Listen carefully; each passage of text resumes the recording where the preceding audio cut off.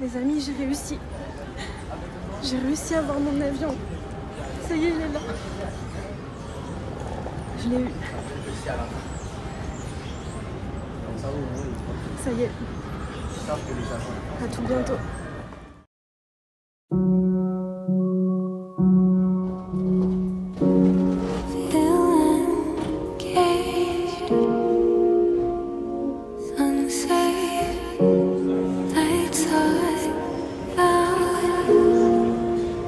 Et ça y est, j'y suis. Je suis arrivée à Santiago. Je suis bien au Chili. Je viens de récupérer mes valises. Et ça y est, je vais passer les portes de sécurité. Et ma soeur vient de m'écrire qu'elles sont là. Voilà, c'est parti.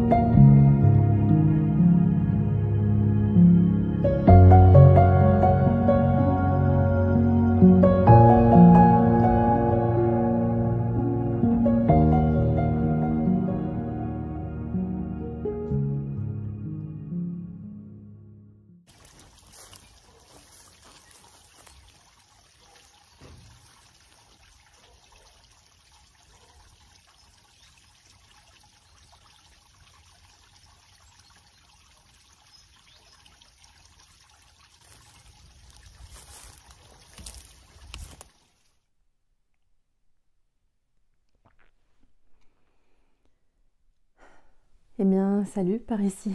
Ça fait légèrement longtemps, je crois, hein, qu'on s'est quitté. Dans mon souvenir, dans le dernier vlog, je vous disais, je vous fais un mini-vlog en milieu de semaine en direct du Chili pour vous raconter comment tout s'est passé. Hein.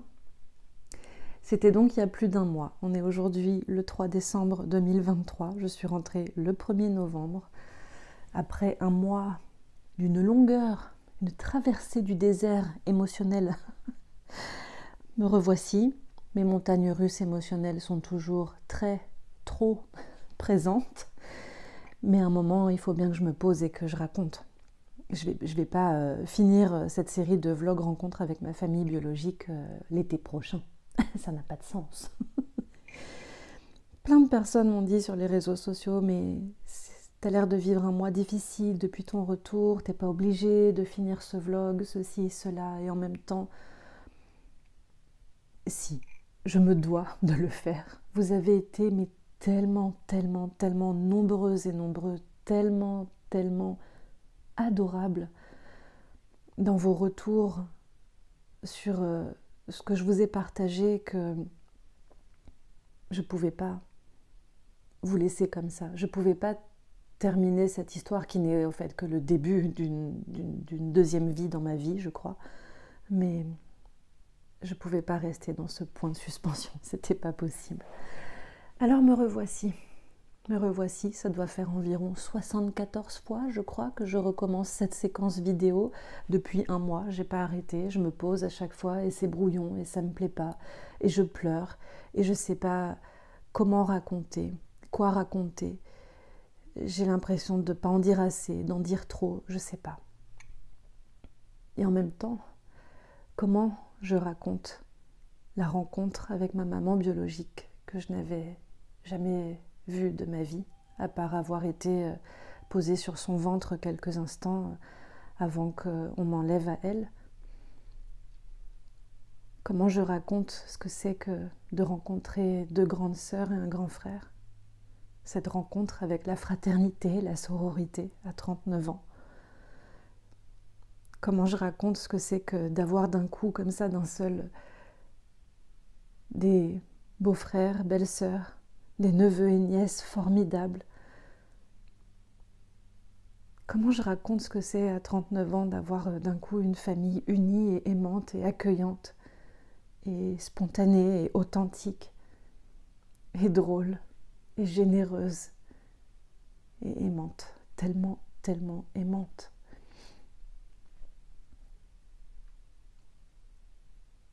Comment je raconte cette soirée lors de mon séjour si mouvementée, virulente par moments, dure, émouvante, maladroite, durant laquelle tout le monde en larmes a essayé de poser des mots sur 39 ans de non-dit, de silence, de questionnement, d'incompréhension. Ça se raconte comment ? Comment je raconte des longues soirées seule avec ma maman à l'écouter me raconter sa vérité, sa blessure depuis 39 ans qui se refermera jamais.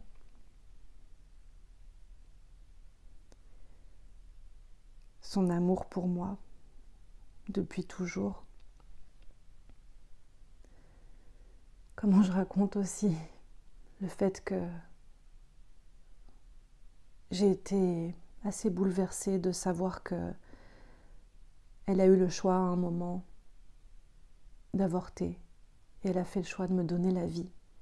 Elle a eu le choix d'accoucher sous X et elle a fait le choix de me donner une identité. de me reconnaître. Et elle avait la possibilité de ne rien dire d'autre, et elle a fait le choix de donner son identité, l'identité de mon grand frère et de mes grandes sœurs, dans un document. Pour que, m'a-t-elle dit, je puisse un jour, si je le souhaitais, retrouver mes racines et savoir d'où je venais. Ce que j'ai fait le mois dernier. Au bout de 39 ans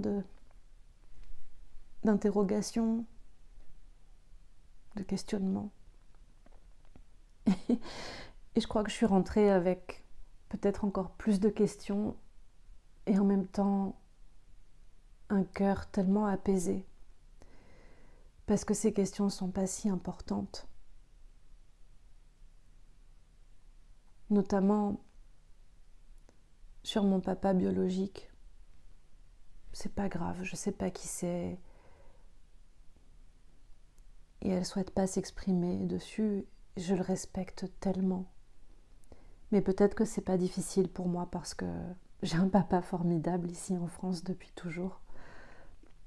Alors, ne pas savoir qui a été mon géniteur est vraiment pas important pour moi. Comment je raconte ce que c'est que d'avoir aujourd'hui à 39 ans une maman alors que je savais que j'allais encore pleurer, évidemment. Alors que ma maman adoptive est partie en 2015.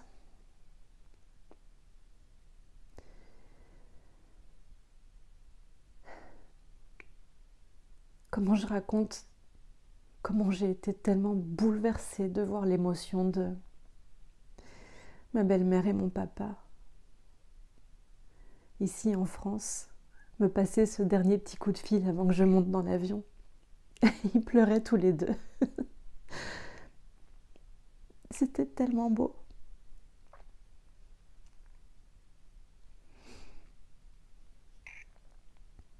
Et comment je raconte ce retour si difficile? Déjà ce voyage de retour de 33 heures de voyage quasiment avec une gastro et une bronchite. Quel cauchemar! Je crois que j'ai bien mis 3 semaines à me remettre de cette bronchite. J'avais jamais eu ça de ma vie. Les émotions, le décalage horaire, la fatigue, le froid qui arrive ici. Ça a été bien compliqué.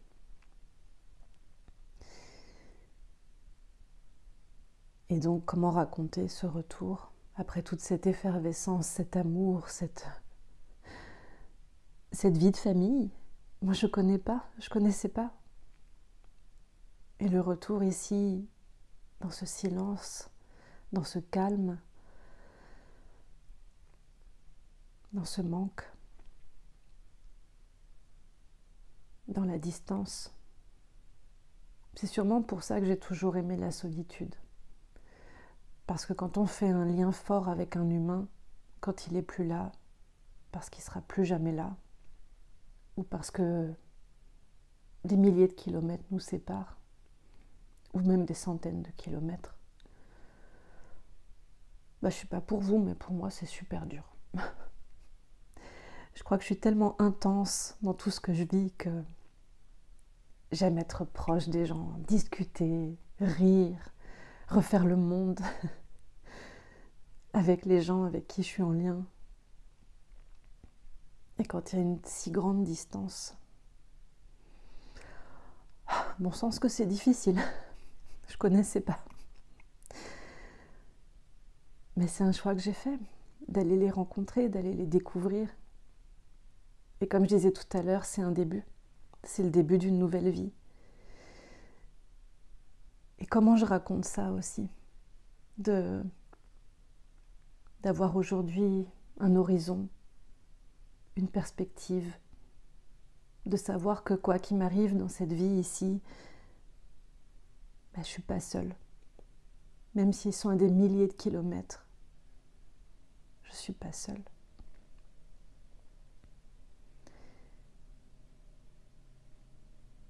Mais ça, c'est pas rien.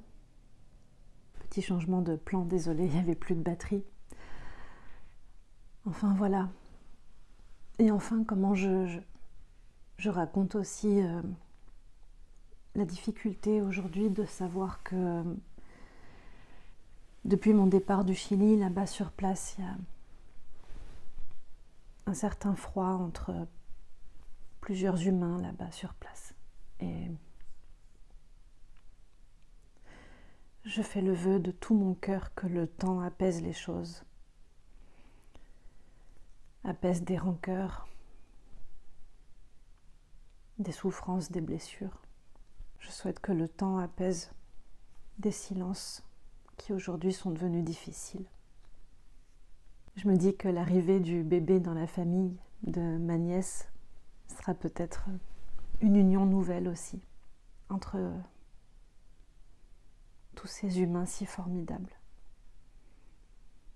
Je l'espère en tout cas. Enfin voilà, comment je raconte tout ça, à quel point c'était beau, à quel point il me manque, et que c'est pas évident. Mais c'est beau aussi en même temps. Et je crois que ça y est. Je vais enfin valider cette vidéo et la publier. Si vous la regardez, vous saurez que c'est celle-là la bonne. La bonne, je sais pas, parce que j'arriverai jamais à raconter exactement tout ce que j'ai pu vivre là-bas. Tout ce qui s'agite encore en moi aujourd'hui, c'est déjà il y a un mois, mais que il y a un mois. C'est tout frais. Et je souhaite vous remercier encore de tous les messages que vous m'avez envoyés, de tout ce soutien, de tout cet amour, de la beauté, de la capacité de chacun à pouvoir se réjouir du bonheur de quelqu'un, de l'aventure comme ça de quelqu'un. Merci. Merci à tous. Je vais continuer les vlogs d'une façon un petit peu plus légère. On entre dans les préparatifs de Noël. Et je suis en train de faire une sorte de refonte totale de mes activités professionnelles. Je reste tarologue et professeur de tarot, mais je vais faire des choses un petit peu différemment parce que je suis une femme différente aujourd'hui, je pense, je le ressens. Grâce à cette formidable aventure et parce que je suis franco-chilienne aussi, c'est officiel. je l'ai appris là-bas. J'ai toujours cru que j'étais française et qu'il allait falloir faire un parcours du combattant administratif pour avoir la double nationalité, et non. Au fait, j'ai toujours été chilienne. Voilà, c'est peut-être un petit détail, mais je suis très fière de me dire que je suis chilienne aussi. Voilà. Je vais vous laisser là, les amis. Encore merci. Des cœurs sur vous. Vous êtes adorables. Et je vous dis à tout bientôt. Salut.